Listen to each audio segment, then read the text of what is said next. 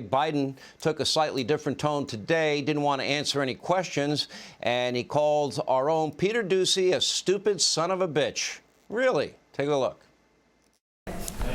What do you think? Questions on inflation? Do you think inflation is a political liability? That's a great asset. More inflation. What a stupid son of a bitch. Stupid son of a bitch. Mr. Unity strikes again. In all seriousness, Joe Biden really shouldn't be casting stones from an extremely fragile glass house.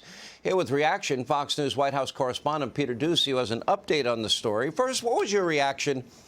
Words don't matter to me. I remember during the Trump years, everybody would feign the vapors. Oh, the president said this. I think I know you pretty well. You're a pretty tough guy. What was your reaction initially when you heard what happened?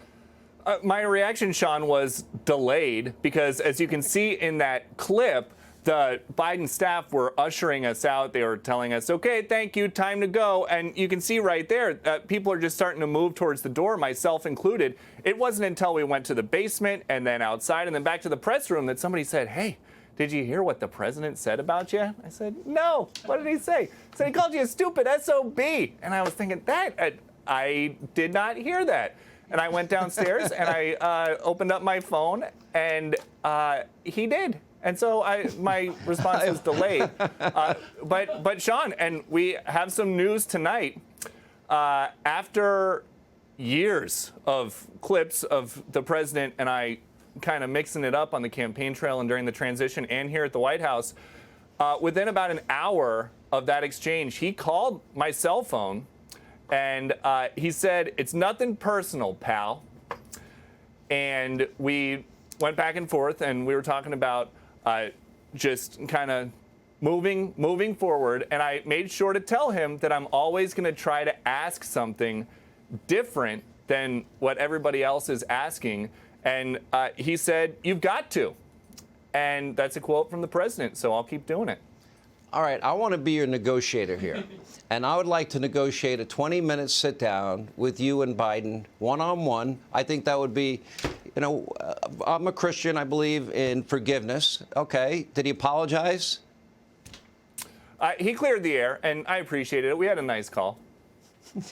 That's not an answer. Did he apologize? That doesn't sound like an apology. He said it's nothing personal, pal. Oh, and I told him that I appreciated him reaching out. Hey, Sean, the world is on the brink of like World War III right now I get with it. all this stuff going on. I appreciate that the president took a couple minutes out this evening while he was still at the desk to give me a call and clear the air. At least he called you pal. But you know what? I don't need anybody to apologize to me.